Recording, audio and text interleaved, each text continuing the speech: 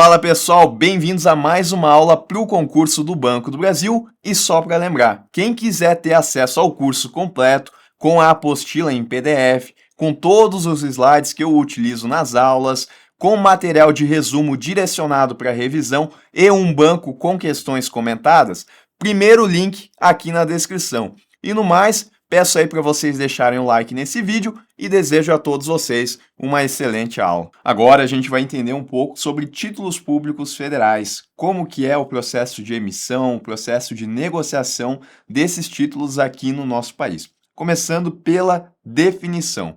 Os títulos públicos, eles são instrumentos de renda fixa emitidos pelo governo federal por meio do Tesouro Nacional. Então, quem faz a emissão de um título público que seja federal é o Tesouro Nacional. Eles são uma forma de captação de recursos para financiar atividades governamentais, como investimentos em infraestrutura, saúde, educação, entre outros.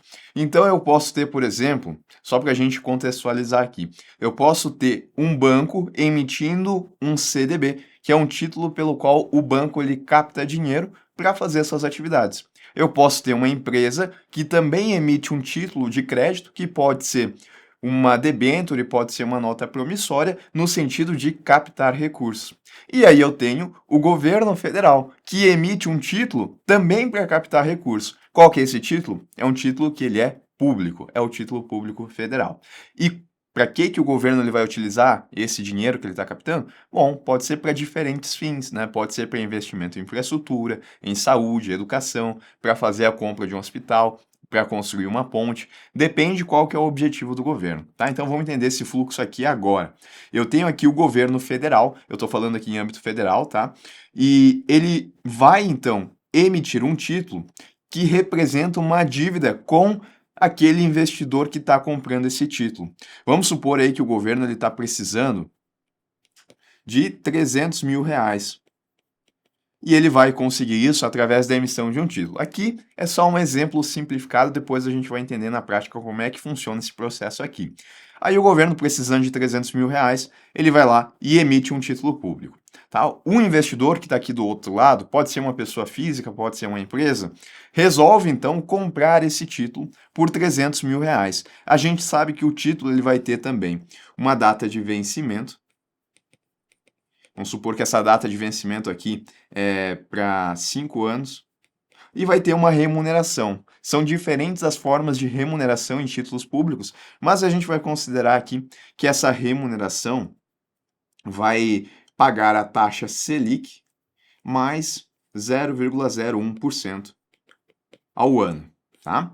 Então essa é a remuneração, o investidor coloca o dinheiro dele, os 300 mil reais, manda lá para o governo federal federal conseguiu captar os 300 mil reais e com isso ele vai conseguir financiar seus gastos, como construir estradas, hospitais, entre outros. Do outro lado aqui eu tenho um investidor que está em posse desse título público federal, que tem vencimento para 5 anos e que está remunerando a essa taxa.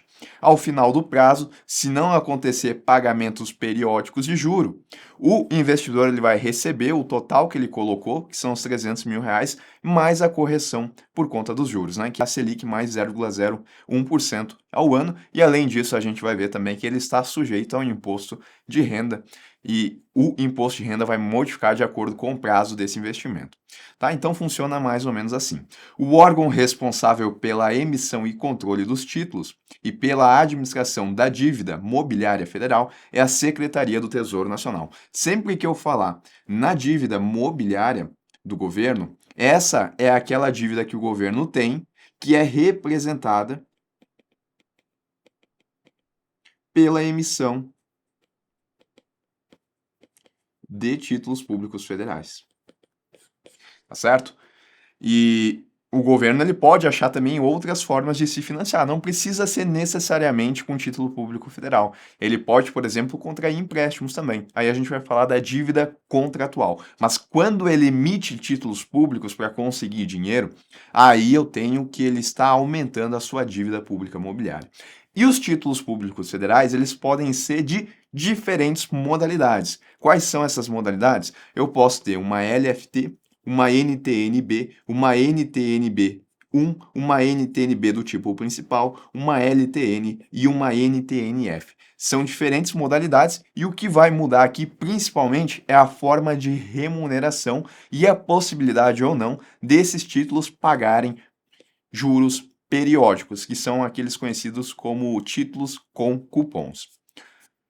E aí, vamos falar agora de como é que funciona então a negociação desses títulos, porque como eu falei para vocês, aqui é apenas um exemplo simplificado para a gente entender a finalidade dos títulos públicos federais.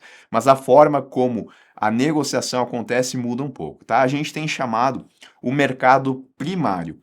A primeira das formas de comprar os títulos é através do mercado primário, que pode ser feito por ofertas públicas, chamadas também de leilões, porque são leilões na prática, ou pelo programa do Tesouro Direto. Por que que a gente chama de mercado primário?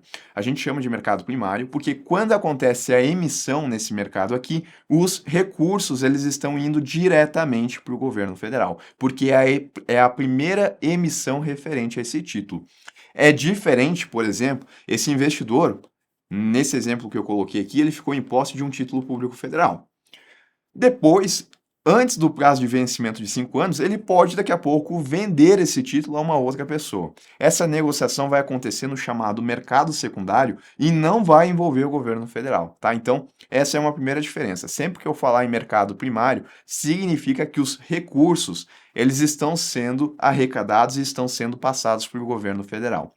E uma das formas é através de ofertas públicas, também conhecidas aqui como leilões. Essas ofertas, elas são exclusivas para as instituições financeiras regularmente habilitadas no Selic, na Clearing House Selic, tá?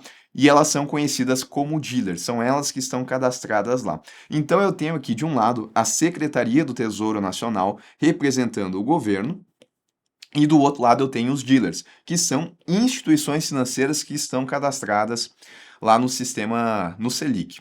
E aí, como é que funciona? O governo vai lá, vai emitir os títulos e através da modalidade de leilões, as instituições financeiras aqui vão comprar esses títulos. E aí, o governo ele consegue captar o recurso que ele está precisando.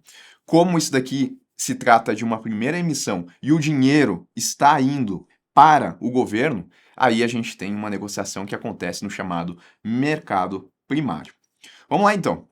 As instituições oferecem a quantia e o preço cotação para a compra ou venda de títulos, e com base nas propostas, a Secretaria do Tesouro Nacional estabelece os parâmetros para a definição das quantidades e das taxas a serem aceitas. Por isso que é leilão, tá? Os dealers aqui então vão entregar qual que é a quantidade, qual que é o preço que eles querem. A Secretaria do Tesouro Nacional vai avaliar aquela que é mais que está mais do seu agrado, né? Que traz uma melhor proposta. E aí vai fazer a venda desses títulos.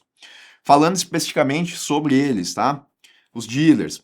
O Tesouro Nacional, como uma forma de promover o desenvolvimento dos mercados primário e secundário de títulos públicos, credencia instituições financeiras que atuam como dealers. Isso a gente já sabe, tá? Os dealers, isso a gente tem que saber, atuam tanto nas emissões primárias de títulos públicos federais, como na negociação do mercado secundário, onde promovem liquidez e auxiliam na condução da política monetária do país, tá? Então, esses dealers aqui, eles vão atuar no mercado primário, tal como está aqui, como a gente está enxergando, mas eles também vão atuar no chamado mercado secundário. No mercado secundário, eles vão fornecer liquidez a esses títulos que foram emitidos no mercado primário. E aí, o que que eu vou ter no mercado secundário? A gente já vai falar sobre ele, tá? Mas eu vou ter aqui, por exemplo, as instituições financeiras trocando títulos públicos federais entre elas. E também os dealers, eles vão atuar na condução da política monetária, porque o governo adota como instrumento de política monetária compra e venda de títulos públicos federais no chamado mercado aberto, Open Market. Essa política ela é conduzida pelo Banco Central. Então, os dealers eles têm essa dupla função. Primeiro, de atuar no mercado primário, comprando os títulos do governo, e depois atuando no mercado secundário, comprando e vendendo esses títulos para estimular a liquidez. Possibilitar que aquelas pessoas, aquelas empresas que queiram resgatar o seu dinheiro, elas de fato o consigam. O desempenho de cada instituição é avaliado a cada 6 meses e aquelas com pior desempenho são substituídas. A seleção é feita mediante avaliação, baseada, sobretudo, nas participações em ofertas públicas e no mercado secundário de títulos públicos. Tá? Então, para a instituição financeira ela continuar nessa posição que é privilegiada de ser um dealer e poder negociar direto com a Secretaria do Tesouro Nacional, ela vai ser avaliada a cada 6 meses. Aquelas que tiverem o pior desempenho, elas vão deixar de ser dealers e vão ser substituídas. Essa seleção é feita mediante avaliação, baseado, contudo, na participação que os dealers estão tendo na negociação de ofertas públicas e no mercado secundário desses títulos, tá? Que é aquele objetivo de fomentar a liquidez. Se eles não estão fazendo isso, eles podem ser substituídos. Bom, e eu falei aqui que existem duas formas de negociação no chamado mercado primário. A primeira, através de ofertas públicas, os leilões. A segunda é através do programa Tesouro Direto. Esse programa ele foi criado em 2002 como uma forma de facilitar o acesso dos títulos às pessoas físicas, tá? Porque olha só, aqui eu falei da negociação que acontece com instituições financeiras, dealers. E se eu sou uma pessoa física e quero comprar um título emitido pelo governo? Eu posso fazer isso diretamente no programa do Tesouro Direto. E essa operação acontece através de um cadastro em uma instituição financeira, uma corretora, por exemplo.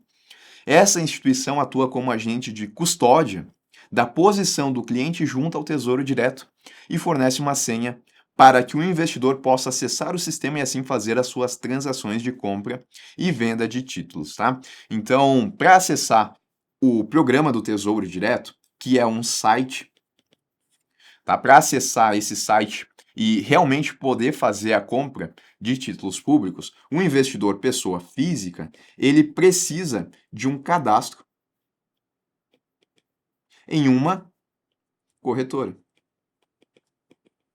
que vai ser a agência, que vai ser o agente de custódia dos títulos que forem comprados por esse nosso investidor, tá? Uma vez que ele tem esse cadastro na corretora, a corretora vai passar para ele uma senha, um login, né? Ele vai fazer o cadastro e ele vai conseguir, portanto, acessar o site. Lá no site do Tesouro Direto, ele vai poder então comprar os seus títulos públicos, aqueles que ele desejar, tá? São diferentes títulos, assim como a gente já viu. Inclusive, aqui no Tesouro Direto, os títulos eles passam a ter outros nomes ou apelidos mais fácil de serem identificados pelo investidor pessoa física aqui, tá? Então, por exemplo, a LFT, que é uma das modalidades de título público, ela recebe o nome de Tesouro Selic.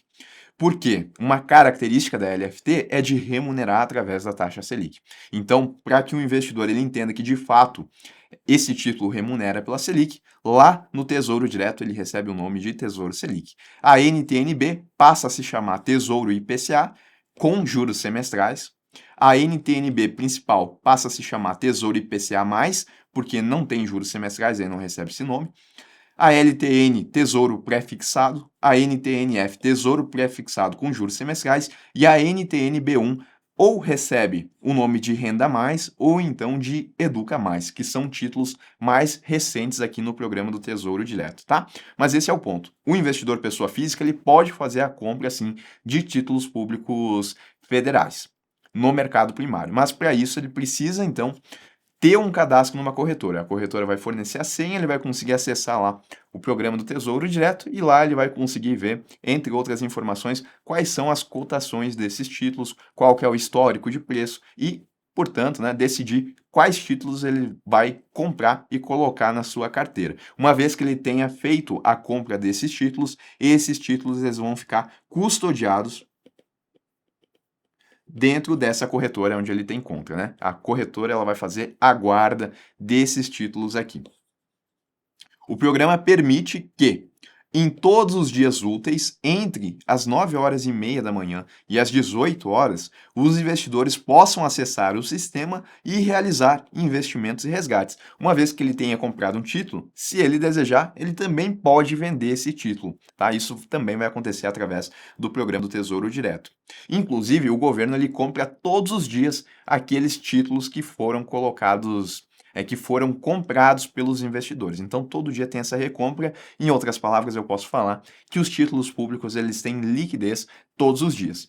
A diferença é que o investidor ele pode resgatar um valor, aonde se ele mantivesse esse título até o final, ele teria um ganho maior, tá? Porque esses títulos, na hora de serem vendidos, eles sofrem a chamada marcação a mercado. E aí pode ser que um título público do tipo pré-fixado ou um tipo híbrido, aonde a gente tem uma remuneração que é pós e uma que é pré-fixada, pode ser que as condições de mercado façam com que aquele título, naquele momento que o investidor está vendendo, ele esteja precificado de uma maneira menos competitiva, menos benéfica do que está sendo praticado naquele momento. E com isso o investidor ele pode eventualmente até ter perda financeira quando ele for resgatar antes do prazo. Mas é isso, ele tem liquidez todos os dias porque o governo se assegura da recompra. Os títulos disponíveis no programa podem ser fracionados, ou seja, o investidor pode comprar até 0,01% do título, mas um valor mínimo de R$ 30 por pedaço do título deve ser respeitado, tá? Então, eu vou ter, por exemplo, um título que o valor dele é de R$ 4.000 lá dentro do programa. Se o investidor ele não tem R$ 4.000 para colocar, não tem problema. Ele pode comprar pedacinhos desses títulos aqui. O detalhe é que o pedaço mínimo ele é de até 0,01%. Então, isso daqui daria bem pouco, né? Aqui eu acho que daria R$ 4, se eu não estou errado. Deixa eu ver. 4.000, deixa eu só escrever bonitinho aqui. 4.000. Se esse é o valor de preço do título, 10% é 400.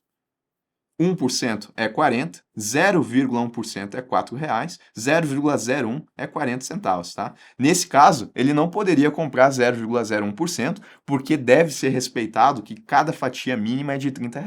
Então, para esse título de R$ 4.000, o valor mínimo que o investidor conseguiria colocar é R$ 30. Tudo depende do preço que o título está sendo negociado lá dentro do programa do Tesouro Direto.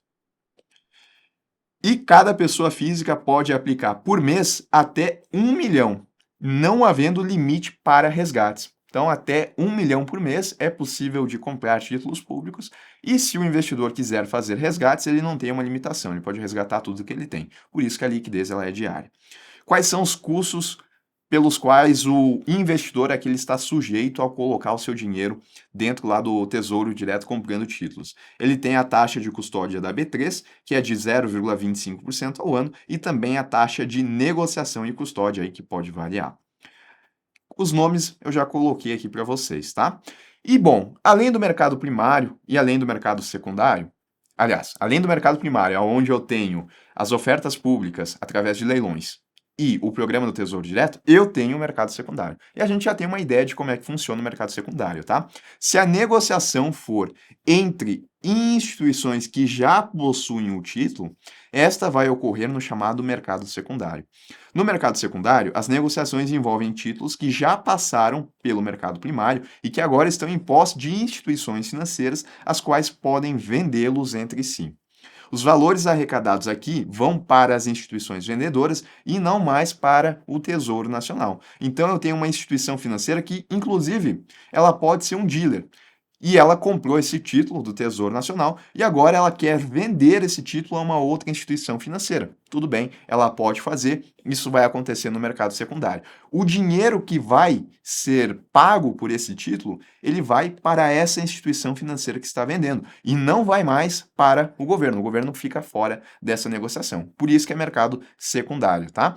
Então, lembrar que mercado primário, a principal característica é que o dinheiro que está sendo captado, ele está indo diretamente para o governo. E o governo vai utilizar esse dinheiro para financiar seus gastos, comprar hospitais, fazer estradas, comprar prédios, e isso vai aumentar a dívida pública imobiliária, porque é aquela que é representada por títulos públicos. Já no mercado secundário, o dinheiro aqui ele acaba transitando entre as instituições que têm aqueles títulos. E também, né, nada impede que pessoas físicas também negociem aqui no mercado secundário, isso também pode acontecer.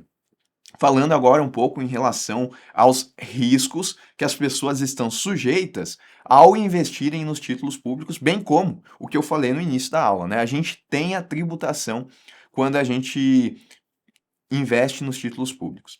Então, quais são os riscos que o investidor ele está sujeito? O risco de crédito, ele é quase inexistente. Por quê? O governo, ele é o garantidor desses títulos aqui. É ele que, em último caso, ele tem que pagar o título. E aí, o governo, se ele tiver dificuldades financeiras, ele detém um monopólio, né, de emissão de moeda. Então, ele pode, se ele entender necessário, ele pode emitir moeda. Eu não estou falando de moeda escritural, estou falando de moeda física mesmo. Ele pode emitir moeda e fazer o pagamento desses títulos que foram emitidos. Então, é muito difícil chegar a uma situação onde o governo ele não vai fazer o pagamento dos títulos que foram emitidos por ele mesmo. Por isso, a gente considera que aqui no nosso país, os títulos públicos são os títulos que possuem o menor risco de crédito, porque o governo sempre, em último caso, ele pode recorrer à emissão de dinheiro para fazer o pagamento desses títulos. Diferente de quando eu coloco, por exemplo, o meu dinheiro em uma empresa, comprando uma debênture dessa empresa. Porque se a empresa ela quebrar, ela não pode emitir dinheiro para me fazer o pagamento. Já o governo ele pode. Então, por isso, consideramos aqui que os títulos públicos federais, eles têm um risco de crédito que é quase inexistente. Ou muitas vezes as pessoas falam que o risco de crédito é inexistente quando a gente fala do governo. O risco de liquidez também é quase inexistente, isso porque o governo ele está diariamente recomprando os títulos lá no programa do Tesouro Direto, e quando fora do Tesouro Direto, quando a gente estiver falando entre instituições financeiras, os dealers eles atuam no mercado justamente para garantir a liquidez desses títulos, né? Eles vão estar lá colocando ofertas de compra e de venda. Agora, o risco de mercado, ele está presente. Inclusive, eu já falei, né, que em títulos que sejam pré-fixados, o investidor ele pode ter até perda financeira se ele resgatar antes do prazo de vencimento, naqueles que são pré-fixados e também naqueles que são híbridos, aonde eu tenho uma remuneração que ela é pré-fixada e eu tenho também uma parte que é pós-fixada. E a tributação? Os ganhos brutos com os juros periódicos recebidos pelos investidores, ou seja, juros, tá? Bem como os ganhos advindos da diferença entre o preço de aquisição de títulos e seu preço de venda, ou o seu valor na data de vencimento, sofrem incidência do imposto de renda a depender do prazo, tá? Então, o que eu estou falando aqui? Se eu tenho um título, por exemplo, né? Deixa eu só inverter aqui. Eu tenho um título, por exemplo, que eu paguei aqui R$ 1.000, e lá no final eu recebi o meu valor principal mais os juros, tá? Isso daqui no vencimento. Bom, eu vou ter que pagar imposto de renda sobre a diferença do preço do título de compra, que foi esses R$ 1.000, e o preço dele lá no vencimento. Ou seja, né, o que eu recebi de juros. Então, sobre esses R$ 200, eu vou pagar imposto de renda. E vai seguir a tabela regressiva. Nesse caso aqui, né, não lembro se eu falei, mas se for de 2 anos, eu vou pagar aqui uma alíquota de imposto de renda de 15% sobre os R$ 200. Depende do prazo de vencimento, tá? Quanto maior o prazo de vencimento, menor a alíquota até o limite aqui de 15%. Depois disso, eu não tenho como reduzir mais. Agora, se eu resgatar em até 180 dias, eu vou pagar 22,5. Isso é uma situação, né? Uma outra situação que também pode acontecer é eu comprar um título que ele tem o pagamento periódico de cupons. Esses cupons eles são pagos de maneira semestral. E aí, para cada pagamento de cupom, eu vou ter uma alíquota de imposto de renda que ela é diferente, pelo menos no começo. Então, para os primeiros 6 meses, eu vou ter uma alíquota de 20%. Depois de um ano, eu vou ter uma alíquota, né, de 17,5%. E assim por diante, tá? Até que eu vou chegar a um ponto aonde os meus pagamentos periódicos, eles vão ficar em 15%, e assim vai ir até o final, né, quando eu resgatar o último pagamento de cupom e também receber o título. E caso eu faça a negociação desse título no mercado secundário, mesma situação, tá? Eu vou ter aqui o preço de compra, e se eu vender ele antes da data de vencimento, eu vou olhar aqui qual foi o preço final de venda. Se eu tive lucro, eu vou descontar do preço de compra, e sobre o que eu tive de lucro, eu vou ter imposto de renda. Qual que vai ser a alíquota? Depende, né? Em quanto tempo que eu vendi esse título antes do prazo de vencimento. Tá? Então segue a tabela regressiva. E além disso, também existe a cobrança de imposto sobre operações financeiras, que é o IOF. Esse vai acontecer caso o título ele seja resgatado nos primeiros 30 dias a contar da data de aplicação e ele segue essa tabela aqui, tá? Então, essa tabela ela começa com IOF em 96%. Caso eu compre o título hoje e faça o resgate amanhã, 96% sempre sobre os juros, tá? Não sobre o valor principal.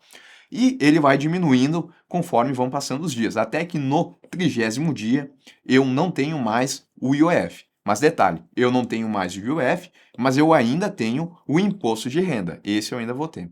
Tá? Então, primeiro eu calculo o IOF, depois eu calculo o imposto de renda para determinar qual que foi a alíquota de tributação que esse investidor ele vai estar sujeito. Tá? Isso acontece aí se eu for vender esse título no mercado secundário. Agora a gente vai estudar cada um dos títulos públicos federais existentes aqui no nosso país e a gente vai entender como é que se dá a remuneração para esses títulos. Começando pela letra financeira do Tesouro, a LFT. Primeira característica que a gente tem que tirar da LFT é que ela é um título pós-fixado, tem a sua rentabilidade pós-fixada. Então, o investidor, no momento que ele coloca o seu dinheiro numa LFT, ele não vai conseguir saber de antemão o quanto que ele vai receber lá no prazo de vencimento, porque esse título está associado a um índice de referência. Qual que é o índice de referência aqui? É a taxa Selic. Então, o investidor coloca o dinheiro dele e, durante o prazo de investimento, ele precisa olhar quanto que foi a rentabilidade da Selic naquele período, e aí ele vai saber o quanto que ele vai receber de juros. O detalhe é que não necessariamente o governo ele vai pagar exatamente a taxa Selic. Pode ser um pouquinho a mais e pode ser um pouquinho a menos do que a taxa Selic. Igual, por exemplo, quando a gente tem um CDB, né, que pode pagar 80% do DI, ou pode pagar 110% do DI, ou ainda pode pagar 100% do DI. Pode acontecer, eu posso encontrar diferentes rentabilidades no mercado. Aqui, para a LFT, eu também tenho isso.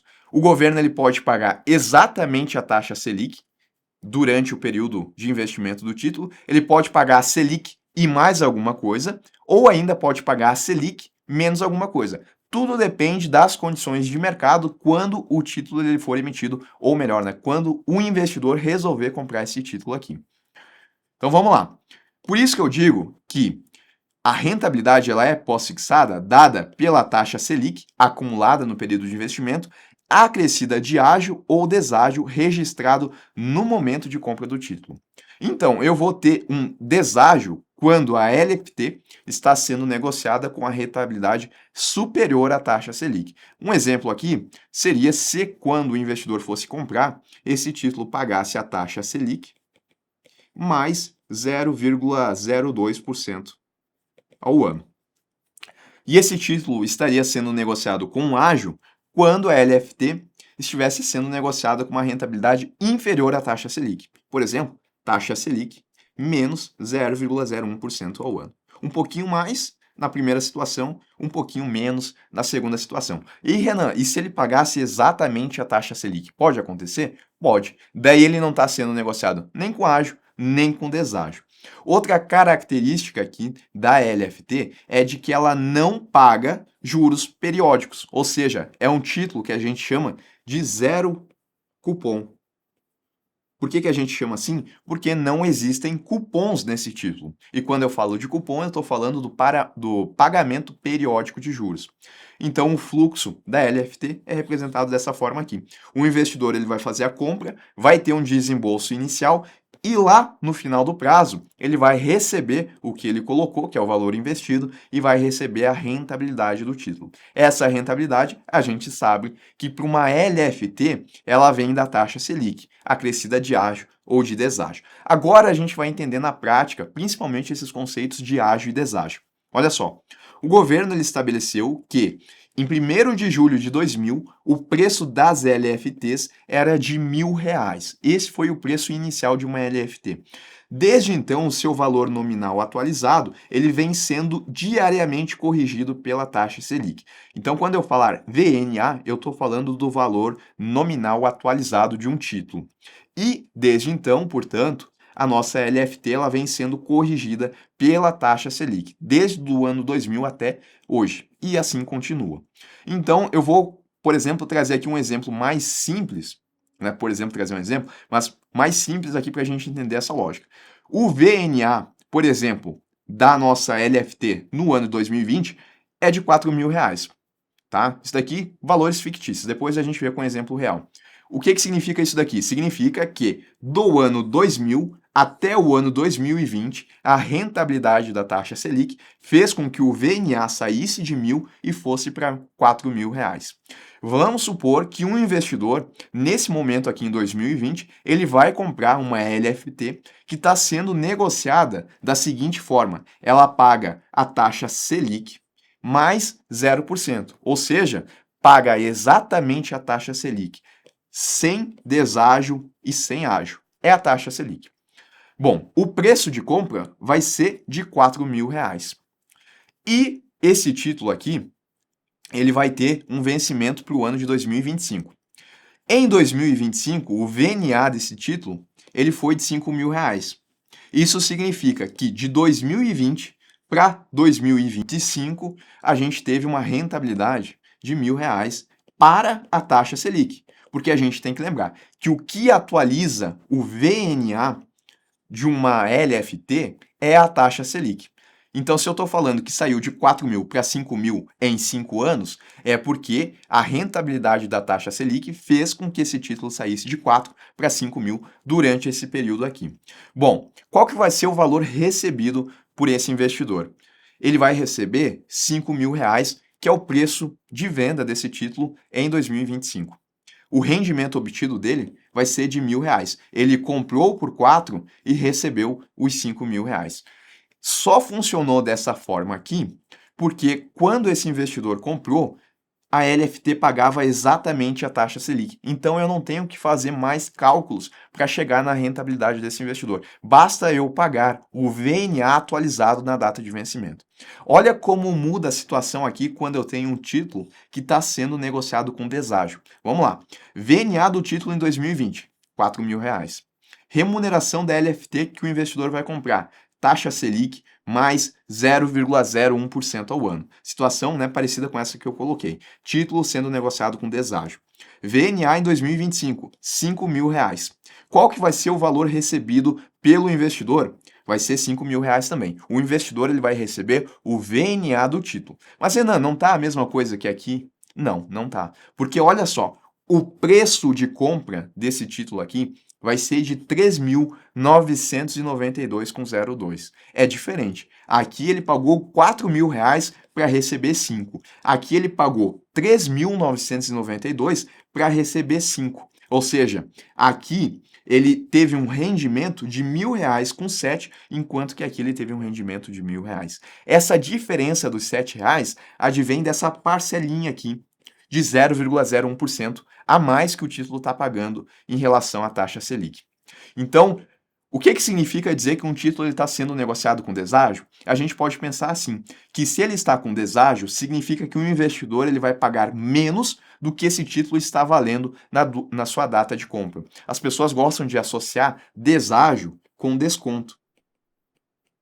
Tá? E a gente pode entender essa lógica, porque aqui o investidor, ao invés de comprar por 4.000, ele está comprando por 3.992. Para que dessa forma, quando ele for receber o VNA do título, ele vai ter uma remuneração um pouquinho maior. E esse um pouquinho maior advém dessa parcela aqui que está sendo paga a mais do que a taxa Selic. Seria o contrário, tá? Se a gente tivesse um título que estivesse sendo vendido com ágio.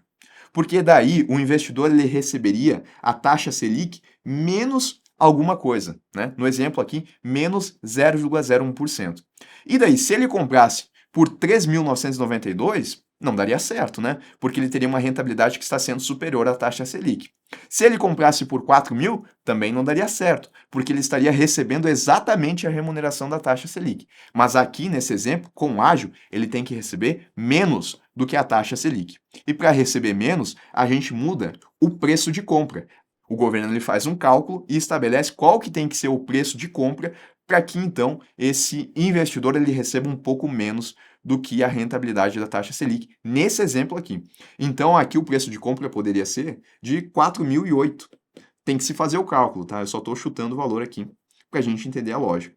Então, quando eu tenho um ágio na negociação, isso significa que o investidor ele vai ter que pagar um pouco a mais do que o valor que o título está sendo, um pouco a mais do que o VNA do título naquele momento.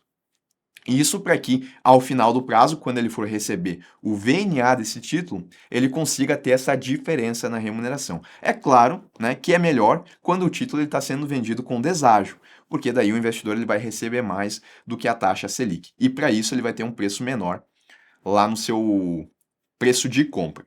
Para chegar nesses valores, tá? O governo ele utiliza uma fórmula para determinar qual que vai ser o preço do título, levando em conta a remuneração a mais ou a menos da taxa Selic, ou em outras palavras, né, com deságio ou com ágio, bem como os dias úteis do período em que a gente vai ter o investimento nesse título. Quando existe ágio ou deságio, a cotação da LFT será dada por um percentual do VNA, calculado utilizando-se a seguinte fórmula. Então, eu quero chegar em qual que vai ser a cotação, que corresponde a um percentual do VNA do título. Lembrem que quando eu falo do VNA, eu estou falando do valor nominal atualizado por uma determinada data. E ele vem sendo corrigido pela Selic, é assim que o VNA ele vem mudando. Aqui, para o nosso exemplo, o VNA de 2020 era R$ 4.000. Exemplo fictício, tá? Aqui do lado a gente tem exatamente como é que está o VNA dos títulos. Bom, a taxa é o retorno maior ou menor do que a taxa Selic oferecida pela LFT no momento da compra com ágio ou deságio. DU é o número de dias úteis entre a data de compra da LFT e a sua data de vencimento. Multiplicando-se a cotação pelo VNA da LFT na data de compra, tem-se o preço a ser pago pelo investidor pela aquisição do título. Agora a gente vai para um exemplo aqui com valores reais. Em 21 de 7 de 2017, o VNA da LFT era de 8.972, valor real. Isso significa que lá do ano 2000 até o ano 2017, a VNA, ou melhor, né, o VNA da LFT saiu de R$ 1.000 e foi para 8.972. A remuneração oferecida pelo Tesouro Nacional pela LFT com vencimento para a data de 1/1 de 2023 era de 0,01% ao ano acima da taxa Selic. Se está acima, é porque esse título ele tem que ser negociado com deságio. Então eu nem fui para a fórmula ainda, mas eu tenho que entender que se está sendo negociado com deságio, o investidor ele vai ter que pagar menos do que o VNA desse título naquela data, para que dessa forma, quando ele for receber o VNA do título lá na data de vencimento, ele tenha uma rentabilidade que seja superior à taxa Selic. Outro ponto importante, tá? Na fórmula aqui, a gente precisa colocar o número de dias úteis até a data de vencimento. Nesse caso aqui, do dia 21/7 até o dia 1º de março, a gente tem 1.406 dias úteis. Colocando na fórmula, ficaria assim, tá? Então, 1 dividido pela taxa, a taxa aqui, ela é de 0,01%, eu tenho que dividir isso por 100, isso daqui vai dar 0,0001, né, um monte zero, e somar isso daqui com 1, porque é o que tem na fórmula. Então vai ficar 1,0001 elevado no número de dias úteis que eu tenho, que são 1.406, dividido por 252, que são os dias úteis que eu tenho no ano. Ao fazer toda essa conta aqui, eu vou chegar nesse valorzinho aqui. Esse valor aqui corresponde ao quê? A um percentual do VNA, tá? Então, na verdade, eu posso entender isso daqui como aproximadamente 99,94%. Então, o que o investidor ele vai ter que pagar? Ele vai ter que pagar 99,94% do VNA desse título. Dessa forma, ele vai pagar menos e quando ele for receber o dinheiro dele de volta, lá em 1º de março de 2023, ele receba uma remuneração que é maior do que a taxa Selic do período. Então, preço de compra com deságio vai ser isso daqui, vezes 99,94%, ele vai pagar 8.966 ao invés de ter que pagar 8.972. Esses R$ 6 de diferença aqui, então, correspondem a esse 0,01% que a gente tem durante o período que vai pagar mais do que a taxa Selic. Obviamente que quanto maior esse percentual aqui, né? Por exemplo, se ao invés disso tivesse sido 0,05%, isso daqui faria com que o preço de compra ele fosse menor. Perfeito. Sobre a LFT, os principais pontos são esses, tá? É um título que ele é pós-fixado, que ele é dado pela taxa Selic acumulada no período, negociada com ágio ou com deságio. Não tem pagamento de cupons periódicos. E a gente vai chegar no preço de compra através dessa fórmula aqui. Bom, eu tenho também a letra do Tesouro Nacional. É um outro título público. Aqui a rentabilidade ela é pré-fixada. Então o investidor ele vai saber qual que vai ser o retorno no momento que ele comprar o título público, porque a gente tem uma rentabilidade pré-fixada. A LTN, diferente da LFT, ela não possui um VNA definido e o valor de resgate do investidor é sempre fixo em R$ 1.000. Em outras palavras, o investidor compra o título e ele sabe que ele exatamente vai receber R$ 1.000. Se o preço de venda, ou melhor, o preço de resgate é sempre o mesmo, o que é que muda então? Né? A gente tem que estar com essa ideia na mente. O que muda aqui é o preço de compra. Uma vez que o resgate é fixo, o que muda é o preço de compra, que sempre é negociado com deságio. Ou seja, eu sempre vou ter que negociar com deságio em relação a esses R$ 1.000 que estão sendo negociados aqui. E a lógica é muito parecida com o que a gente tem aqui, tá? Para chegar no cálculo do preço de compra, há uma fórmula que traz os R$ 1.000 a valor presente, considerando a taxa utilizada como desconto e o número exato de dias úteis entre a data da precificação e a data de vencimento do título, tá?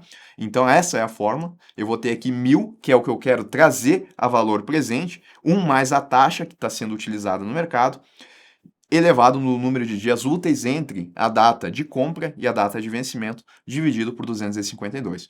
Olha o exemplo aqui. Em 21/7/2017, uma LTN ela remunerava 9,93% ao ano.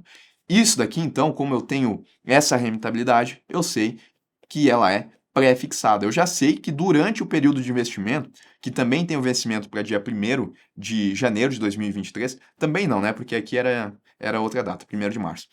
Mas também para o ano de 2023, eu sei que dentro desse período aqui, o investidor ele vai receber uma remuneração que vai ser de 9,93% a cada ano. Colocando na fórmula para saber o quanto que ele vai ter que pagar por esse título, a gente tem o seguinte, tá? Então, R$ 1.000, que é o valor presente que a gente quer trazer, o valor que a gente quer trazer é o valor presente, coloca aqui a taxa, né, que é 9,93, isso daqui a gente vai fazer dividido por 100, isso vai dar 0,093, elevado no número de dias úteis, que são 1.366, dividido por 252. Então, o preço de compra vai ser de R$ 598,58. E isso para qualquer título, essa lógica aqui. A gente vai ter que trazer a valor presente o título e ele é sempre negociado com deságio, porque eu sempre estou trazendo o valor de R$ 1.000 a um preço menor, com um desconto. Por isso que as pessoas associam deságio com desconto. E se a taxa fosse de 15%, isso significa que a remuneração do investidor seria maior, né? 15% ao ano é mais do que 9,93. Para ele receber uma remuneração maior durante o período, sendo que o valor de resgate é fixo em R$ 1.000, ele vai ter que pagar menos para o título. Então, colocando aqui na fórmula, se a taxa fosse de 15%, ele pagaria R$ 468 por esse título. Aqui ele pagou 598. Então, ele pagou 598 para que em 1.366 dias ele recebesse R$ 1.000. Aqui ele pagou 468,79 para que no vencimento ele recebesse R$ 1.000. Aqui a gente tem então uma taxa de juros que é maior, o investidor paga menos e recebe a mesma coisa, mas como ele pagou menos, a taxa de juros durante o período vai ser maior. Tá? E nada impede, é claro, do investidor ele comprar, por exemplo, ele quer colocar na LTN R$ 10.000. Mas Renan, tu não falou que sempre vai pagar R$ 1.000, não tem problema, né? O governo ele vai calcular que quantos títulos são necessários para que o investidor, então, ele coloque os seus R$ 10.000. Títulos inteiros e também títulos fracionados.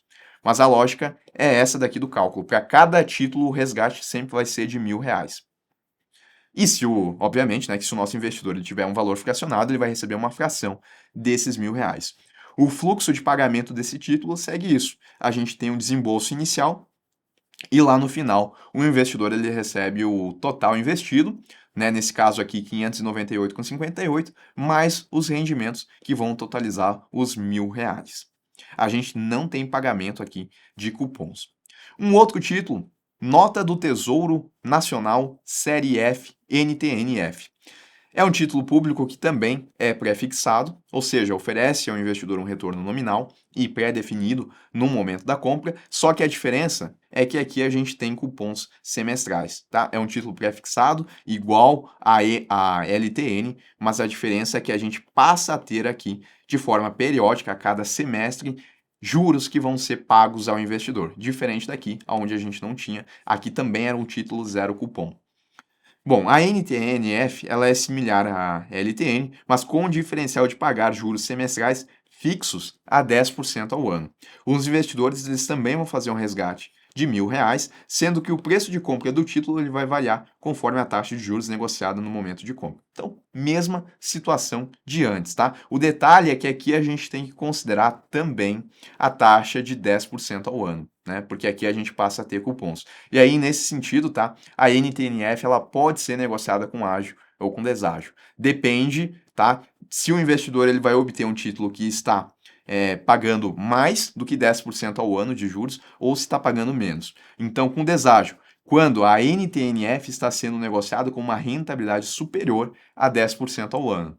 E é negociado com ágio quando a NTNF está sendo negociada com uma rentabilidade inferior a 10% ao ano, tá? Então, como o governo ele trava que ele vai pagar sempre juros semestrais fixos a 10% ao ano, a gente vai ter que olhar no momento da compra para entender se esse título está sendo negociado com ágio ou com deságio.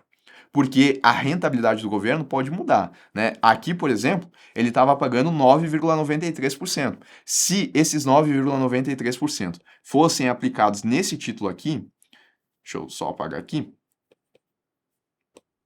9,93% ao ano aqui, esse título ele estaria sendo negociado com ágio, porque o governo está pagando 10, mas o investidor vai receber só 9,93. E aí tem que fazer aquele cálculo tal como a gente viu aqui na LFT, quando a gente tem uma situação de ágio, né? Tem que mudar o preço de compra do título, tem que deixar ele mais caro. Eu ainda tenho a nota do Tesouro Nacional Série B, NTNB. Então aqui a gente tem uma lógica um pouco diferente, tá? A gente tem o título que ele é considerado híbrido, porque olha só, ela oferece ao investidor uma taxa de juros pré-definida no momento da compra, mais a variação do IPCA com cupons semestrais, tá? Então a NTNB, ela tem cupons semestrais.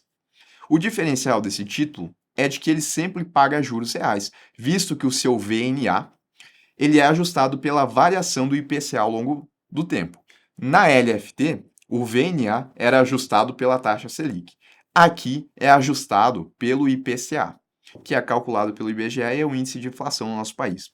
Os juros são pagos semestralmente, calculados sempre a uma taxa de 6% ao ano do VNA do título, muito embora a taxa negociada no mercado pode ser maior ou menor que esses 6%. Aí segue a mesma lógica do que aqui, tá? O governo ele sempre calcula os juros a uma taxa de 6% ao ano, mas esse título ele pode variar a rentabilidade dele. Então, como ele é um título híbrido, ele paga a variação do IPCA mais uma taxa de juros pré-definida. Ele pode pagar, por exemplo, IPCA mais 3,50%, ou pode pagar ainda IPCA mais 6,20%.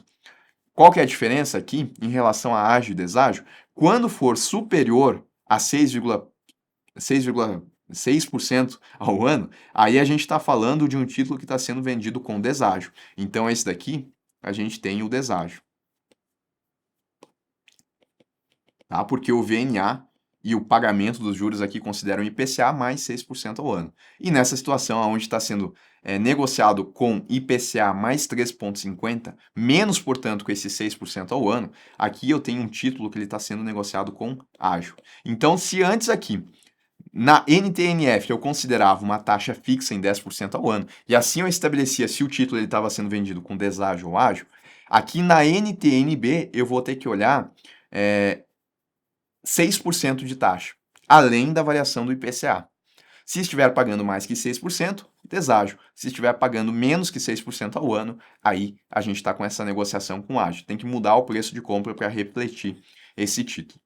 O fluxo de pagamento desse título, ele segue, né, conforme a gente viu aqui na NTNF, porque a gente tem cupons semestrais. Então, mesma situação, a diferença, né, eu repito, é que esse título, ele também paga a variação do IPCA mais a taxa pré-fixada. O governo chama, tá, esse título aqui de pós-fixado, ele não usa o nome híbrido, pós-fixado. Ele chama de pós-fixado porque, querendo ou não, é pós-fixado. Apesar de eu ter essa parcela pré-fixada no título, né? Porque ele vai ser IPCA mais alguma coisa, mais 5%, por exemplo.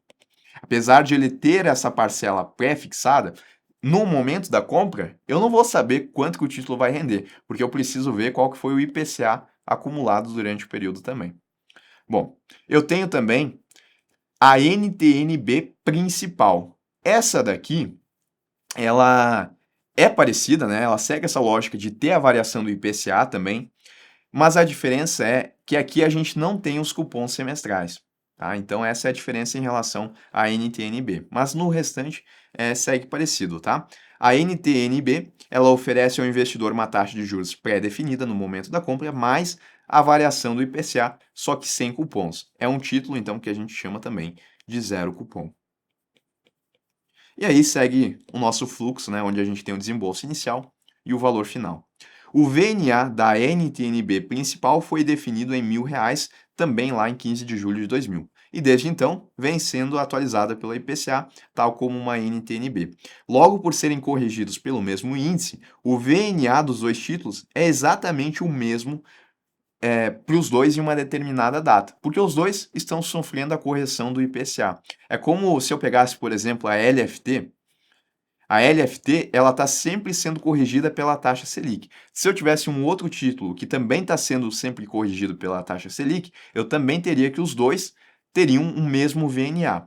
Isso daqui acontece na NTNB e na NTNB principal, porque os dois estão sendo corrigidos pelo IPCA.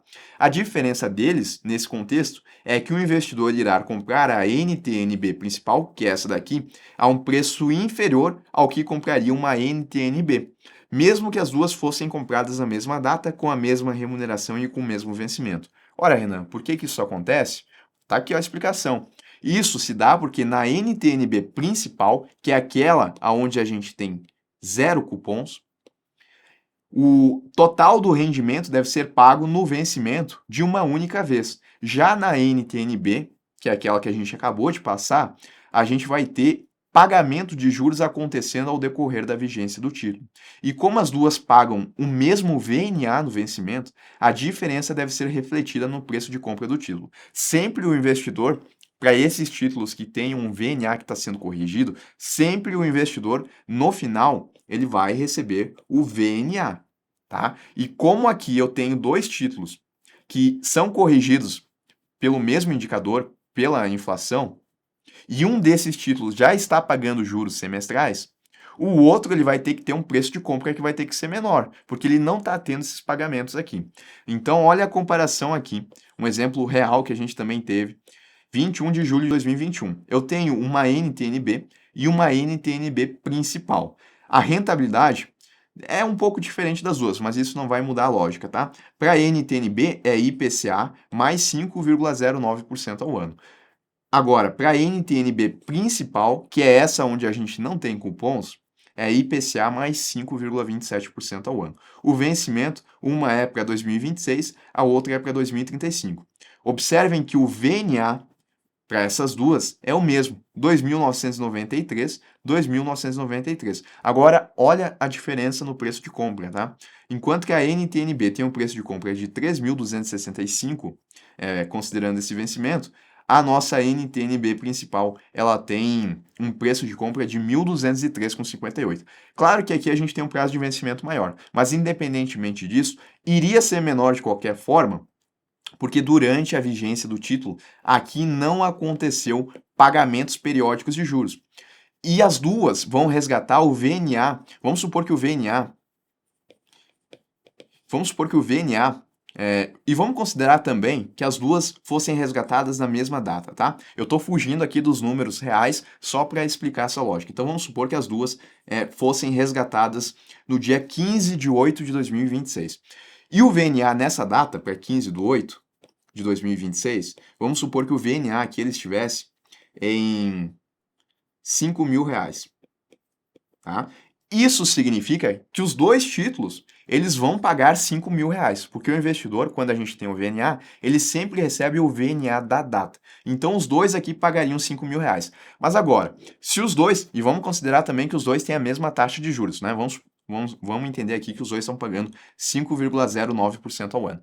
Se os dois estão pagando exatamente R$ 5.000 e a NTNB ela já foi pagando aqui, vamos supor que ela está pagando aqui sempre R$ 200 de juros, né? A gente sabe que é 6%, mas estou trazendo só o exemplo aqui para ficar mais fácil. Está sempre pagando aqui os cupons semestrais. Então, o investidor que colocou na NTNB, além de receber os R$ 200, ele também vai receber os R$ 5.000 no final. Não fecha a conta, porque aqui do outro lado eu tenho um investidor que não está recebendo esses R$ 200 e também vai receber 5.000. Então, aqui a diferença tem que se dar no preço de compra. Por isso que o preço de compra aqui tem que ser menor, porque ele não vai ter esses pagamentos periódicos de juros. E aí, dessa forma, como os dois vão receber R$ 5.000, eles vão receber, se a taxa de juros for a mesma, eles vão receber praticamente a mesma coisa, porque esse ele pagou menos no primeiro momento e recebeu o mesmo valor. Esse outro pagou um pouco a mais, mas de forma periódica ele já foi recebendo os juros. Então, essa é a diferença entre a NTNB e a NTNB principal, no sentido de que uma vai ter o preço de compra menor, mesmo com uma mesma data de vencimento, mesmo com uma mesma remuneração. E ademais, a principal diferença entre esses dois títulos é que a NTNB principal ela não tem cupons, enquanto que a NTNB ela tem pagamento de cupons. E aí a gente chega aqui no título mais recente, tá? Que é a Nota do Tesouro Nacional, tá? A NTN-B, só que NTN-B1, série B1. O Tesouro Renda Mais, NTN-B1, é um título pós-fixado, esse é o nome que ele recebe no Tesouro Direto, tá? Cuja rentabilidade ela é composta por dois fatores: uma taxa anual pactuada no momento da compra e a variação do IPCA. Então, segue mais ou menos essa mesma lógica. A diferença aqui, tá, é que esse título ele possui a particularidade de não pagar o seu principal em uma única parcela, na data de vencimento, mas ele vai fazer o pagamento do que foi acumulado mais os juros em 240 parcelas mensais que se iniciam na chamada data de conversão e terminam de ser pagas 240 meses depois da data de vencimento. Tá? 240 meses, isso são 20 anos. Então, qual que é a diferença desse título? É que antes, em todos os outros títulos, eu tinha um fluxo de pagamento que ele seguia isso daqui. Eu tinha a data de compra e tinha uma data de vencimento, aonde o título era pago em uma única vez. O que mudava é que alguns títulos traziam aqui pagamentos periódicos de juros, e aí, por consequência, né, o valor a receber aqui no final iria ser um pouquinho menor, porque a gente não teria todos os juros acumulados. Agora, a NTN-B1 ela é diferente porque eu tenho aqui o valor que está sendo investido inicialmente e aqui, aonde seria o resgate dos demais títulos, na verdade eu tenho uma conversão. Ao invés de o governo ele pagar em uma única vez, ele vai fazer esse pagamento parcelado. Ele vai fazer esse pagamento em 240 parcelas. E aí o investidor começa a receber então esses pagamentos periódicos. Isso porque esse título ele tem a característica de ser semelhante a uma aposentadoria, aonde o investidor ele vai receber parcelas mensais. E enquanto ele está recebendo essas parcelas, o título aqui ele ainda está sendo remunerado pelos juros. Tá? Então essa é a diferença para o investidor. São 240 parcelas e a lógica muda aqui a partir da data de conversão, que é quando o investidor ele começa a receber esses pagamentos como se fosse uma aposentadoria. Tá bom? E lembrando que aqui a gente também tem o IPCA mais uma variação, então é semelhante a uma NTN-B. E além disso, a gente tem o Tesouro Educa Mais.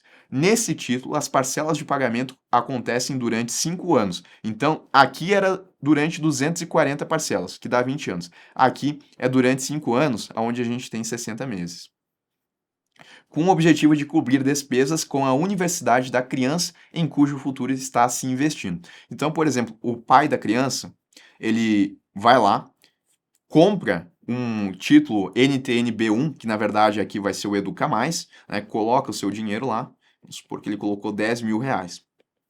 E esse dinheiro, né, ele vai gerando juros. Depois de um determinado tempo, esse título ele vai fazer o pagamento periódico de juros, depois da data de conversão, tal como aconteceu aqui, só que aqui vão ser por 60 meses. E esse título, ele tem como objetivo fazer o pagamento de parcelas ao filho desse nosso investidor, ou filha, né, que vai entrar na faculdade. Então vai ser uma renda que ele vai obter durante o período dele de faculdade, que o pai e mãe, eles começaram a poupar antes. Eles podem começar aqui a poupar quando a criança ainda nem nasceu, né? Então, eles vão ficar aí ao longo de 18, 19 anos, deixando esse título remunerando. Quando essa criança entrar na faculdade, aí a criança vai começar a receber, criança não mais, né? Porque já vai ser adulto, vai começar a receber esses pagamentos periódicos como se fosse uma renda para conseguir, então, estudar. Perfeito, tá? O Educa Mais é assim e ele também segue essa lógica aqui de ser IPCA mais uma taxa de juros. Mesma coisa, tá? A gente ainda está falando de uma nota do Tesouro Nacional, só que aqui uma série B1.